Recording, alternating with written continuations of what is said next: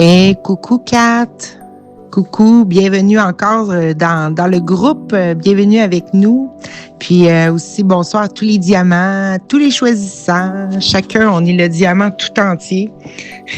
Puis bien sûr à nos trois Catherine maintenant, une super belle trinité, Katou, Kat, Catherine, let's go. Et Kat, ben je voulais te dire merci. Merci d'avoir osé écrire là. Vraiment, merci d'avoir ouvert les vannes, comme tu dis, dans un de tes anciens textes avec l'eau. C'est vraiment, c'est le genre de texte que Kat écrivait sur les enseignements de l'esprit de toute beauté, très imagé, très parlant. Donc, merci d'avoir réouvert les vannes. C'est vraiment immense tout ça. Par où je pourrais commencer pour te répondre? J'avais déjà commencé à te répondre, mais on va refaire un tour de la boucle, là, pas trop long. Du moins, je vais essayer. Je vais commencer par quelque chose de vraiment, vraiment important. C'est de faire attention, là, tous ensemble, de pas se voir comme les choisissants de la chose en tant que telle. Autrement dit, Kat, t'as pas choisi d'être malade. Tu n'as jamais choisi de souffrir. Ça, c'est bien important de voir ça là, ensemble. Ce que tu as fait, comme on le fait tous, là, c'est de valider une idée sur toi-même qui n'était pas vraie. Tu as juste donné du sens à quelque chose qui ne correspond pas à ton identité réelle. Puis comme on l'a vu dans la vidéo partagée plus haut avec Laurent et le montage que j'avais fait, là, c'est donner du sens, c'est décider que c'est vrai. Donner du sens à qui qu'on n'est pas, autrement dit. Mais le choix, il ne se situe jamais au niveau de la maladie. La maladie, c'est juste un effet, un symptôme, une conséquence.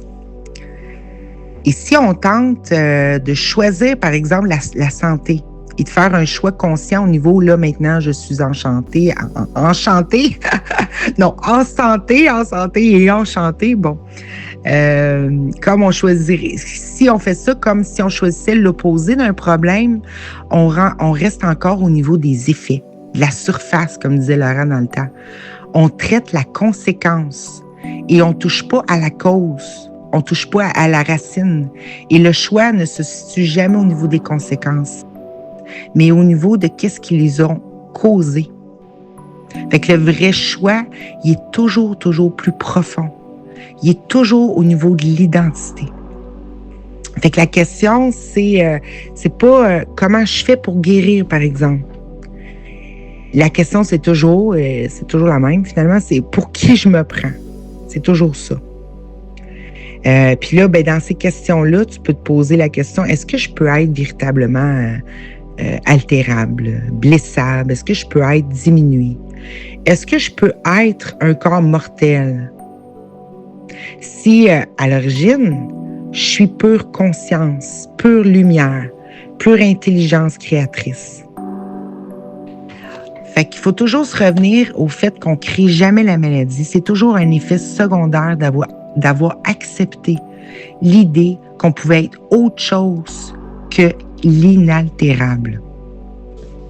Donc, on se ramène à avant même que la maladie puisse apparaître. Donc, on remet complètement en question l'idée. Et c'est là qu'il peut arriver le 9, dans cette place vierge-là à l'intérieur de nous, où on revient à cette identité-là, pur esprit, qui ne peut pas être détériorée, par exemple. Pure lumière, pur désir, pur créateur, tu sais. Fait que, il y a aussi quelque chose qui a été partagé, je ne sais plus du site, mais il y avait Laurent qui avait partagé l'idée d'être deux. En tout cas, dans une de ses vidéos, ça parlait de ça. Et puis, pour moi, là, il y a vraiment quelque chose de central ici, dans cette idée d'être deux, là, qu'on pourrait peut-être aller préciser, là. C'est que, pour moi, être deux, c'est pas le fait qu'il y ait plusieurs corps. C'est pas la diversité infinie des corps, des visages, et c'est pas ça pour moi, ce qui est duel et tout ça, là. Être deux, pour moi, c'est croire qu'il y aurait une volonté autre que la mienne. C'est-à-dire que mon corps pourrait choisir pour moi, que l'ADN pourrait choisir pour moi, que les événements pourraient m'imposer quelque chose. C'est comme se croire comme si je choisirais juste à 50% et qu'il y aurait un extérieur qui complète ce choix-là et qui ne serait pas de ma volonté ou de ma volition. Et pour moi, c'est ça, et c'est là que la vraie division. Dans ton esprit, dans mon esprit, dans notre esprit tout entier. C'est de croire qu'il y aurait une volonté étrangère, quelque chose qui décide pour nous. Parce que dès que je crois qu'il existe une volonté étrangère à moi, capable de me limiter, de me détériorer ou de m'atteindre ou de me rendre incapable de faire des choses, peu importe, c'est qu'à ce moment-là, c'est là que je me vois ou que je me suis déjà vue comme étant altérable. Et inévitablement, les effets, ils vont suivre. Fait que quand tu dis plus haut que ton rêve, c'était plus de faire, juste d'être. Moi, je trouve que c'est très juste, là. Et de regarder le monde comme un film. Ben moi, je n'entends pas un désir de disparaître. J'entends un désir de non-effort. Et ça, c'est magnifique, ça, Kat, parce que créer ne demande aucun effort. Fais juste penser la nuit quand tu fabriques tes rêves tout entiers, là. Des mondes, des personnages, des scénarios. Ça ne demande aucun effort. Pourtant, tout est là. Tout est cohérent, tout est vivant. Et tu n'as pas passé des années à préparer des plans pour faire ça. Tu n'as pas passé des heures et des heures d'efforts pour pouvoir créer tout ça. Ça se fait tout seul, apparemment. Tu sais, et pourtant, c'est tout dans ton esprit. C'est ta capacité. Une capacité qui ne demande aucun effort. Alors moi, la question que je nous pose à tous et à toi, c'est pourquoi ça serait différent ici, dans ce monde? Pourquoi ça serait différent? Fait que c'est pas vraiment le désir de non-effort qui a mal formulé quelque chose. C'est plutôt l'identité sous-jacente. Si on croit que c'est pas possible ici, c'est qu'on se croit pas être la cause du monde. On croit pas que le monde, il vient depuis notre esprit, apparaît dans notre esprit et a jamais sorti de notre esprit. C'est vraiment l'identité sous-jacente. C'est à ce niveau-là. C'est comme si le point de mire, il n'était pas le bon. Parce que si derrière le non-effort, il y a encore l'idée « je suis un corps soumis à des règles » ou à la détérioration ou à la faim, alors le jeu va traduire ça, le jeu du monde, comme tu appelles, avec les règles qu'on a acceptées derrière. Avec les règles d'identification, autrement dit, qu'on a acceptées derrière. Parce que le vouloir ne pas faire d'efforts est tout à fait légitime puisque c'est ce que tu es et tu le vois. Et heureusement qu'on a amené ça dans le jeu, pouvoir rêver. On le voit qu'on fait pas d'efforts à créer des rêves la nuit. Donc, c'est légitime. C'est juste te connaître en qui tu es. Mais si on combine ça avec l'idée qu'on peut être détérioré, qu'il y a des fins, tout ça, et que c'est inéluctable, ben c'est juste parce qu'encore là, le positionnement, c'est de pas de se voir comme créatrice de tout le truc ou rêveuse de tout le truc, ce qui résoudrait tout. Donc, ces règles-là sont pas obligatoires. Parce que c'est qui a décidé qu'un corps devait vieillir, tomber malade, mourir? Tu sais, c'est qui a décidé ça? C'est qui a décidé que s'incarner, ça venait avec l'obligation de perdre? C'est pas obligatoire, mais on remet pas ça en question. On dirait que ce sont des règles qui ont été construites sous l'idée que la perte était possible. Comme une validation en amont, toujours. Et puis là, après ça, on arrive dans les faits, les résultats, et on croit que c'est inéluctable. Mais si la perte n'est pas réelle, parce que de toute façon, on sait bien, au niveau divin, on ne peut rien perdre. Tout va rester tout à jamais. Tout ne peut pas être absent de lui-même. Dieu ne peut pas être absent de lui-même. Dieu ne peut pas créer des trous en lui-même, donc il ne peut rien perdre. Donc, si la perte n'est pas réelle, ça veut dire que toutes les règles qui en découlent, ça veut dire que toutes ces règles-là ne le sont pas non plus. Elles n'ont pas de source. À moins qu'on les valide, à moins qu'on leur dise oui, qu'on leur donne un sens, autrement dit. Fait que quand tu dis qu'il y a presque une paix à l'annonce d'une fin, moi, j'y vois quelque chose de très honnête. C'est comme si une partie de toi disait, OK, le jeu malheureux, je l'ai vu. C'est le jeu malheureux que tu as vu. C'est plutôt ça que tu aurais regardé. Parce que tu as peut-être droit à un jeu heureux aussi. Mais en tous les cas, juste ça, c'est comme une avancée, une super avancée. Parce que mettre fin au jeu malheureux, ça ne veut pas dire mettre fin au jeu total. Ça veut juste dire changer les règles. Quand on se voit être la cause de notre rêve, là, on peut changer les règles. C'est comme être derrière la passoire, comme Bruno le répète souvent. Et qui vient de Laurent aussi, de la manière qu'il expliquait ça. Fait que c'est pas de sortir du corps parce que le corps serait une prison.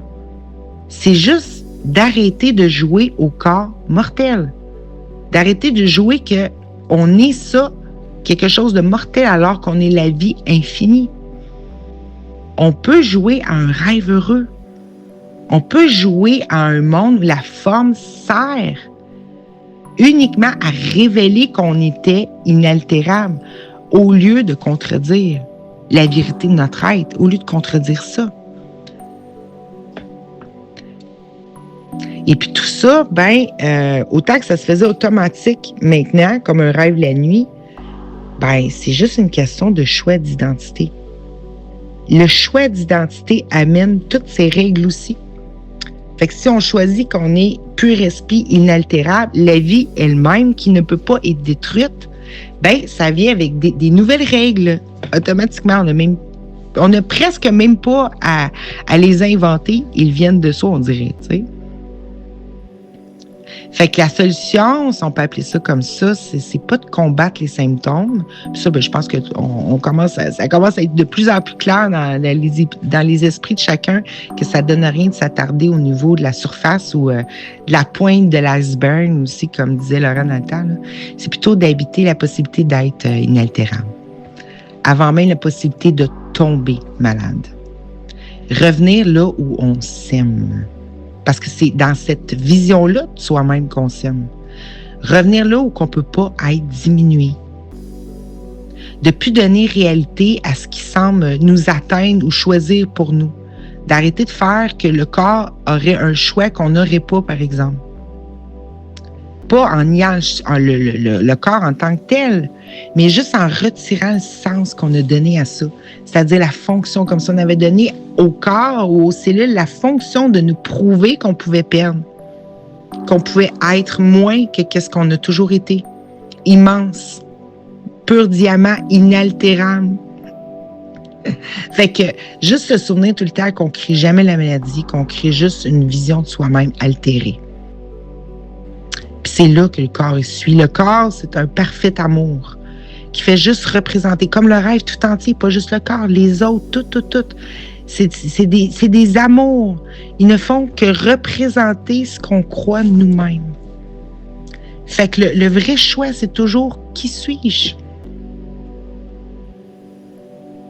Qui suis-je vraiment? Qu'est-ce que je veux vraiment? Aussi, c'est tout dans cette même optique-là. Parce que si je suis entière, je suis indivisible, puis qu'il n'y a pas de volonté opposée à la mienne, alors rien ne peut choisir pour moi. Rien ne peut m'imposer une fin non plus. Rien ne peut me diminuer. Et ce choix-là, on peut tout le temps le faire maintenant. C'est déjà accessible, c'est toujours accessible, c'est toujours intact. Puis c'est là que j'entends quand tu dis que ton désir de plus en plus, c'est d'être. C'est ça, c'est que tu veux revoir, l'avoir, le monde, autrement dit, la perception en toi.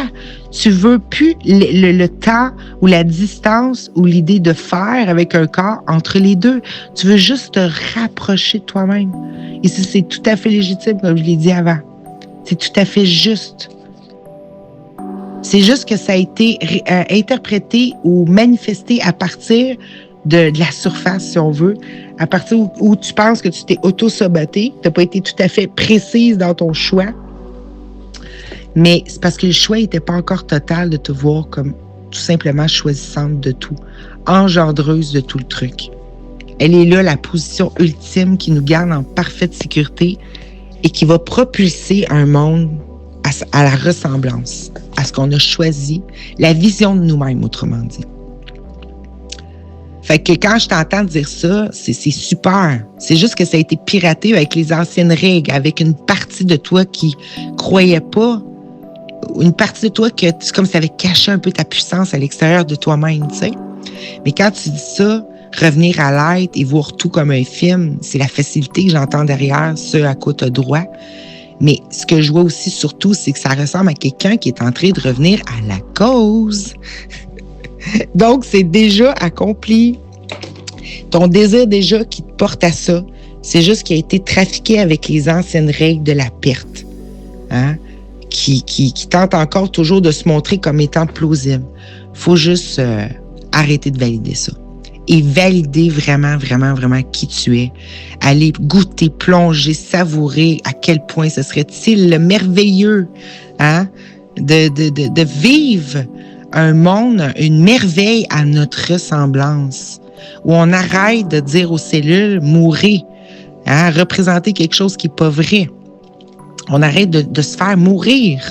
Et plutôt qu'on revienne dans une espèce de mou qui rit, hein, quelque chose de malléable, aussi malléable qu'un rêve la nuit, mais pour rire au lieu de mourir. C'est un petit jeu de mots. Voilà. Fait que c'est ce que j'avais envie de te dire, Kat, et nous tous. Et puis voilà, toujours se rappeler, toujours, c'est super important. Personne ici a choisi d'être malade et de souffrir. On n'a jamais fait ce choix-là. On s'est juste vu comme étant un être qui aurait pu perdre quelque chose. Mais c'est pas vrai. Et on était l'amour depuis le début parce qu'on s'est juste retenu d'aimer cette idée-là. Et en se retenant d'aimer, on s'est coupé en deux.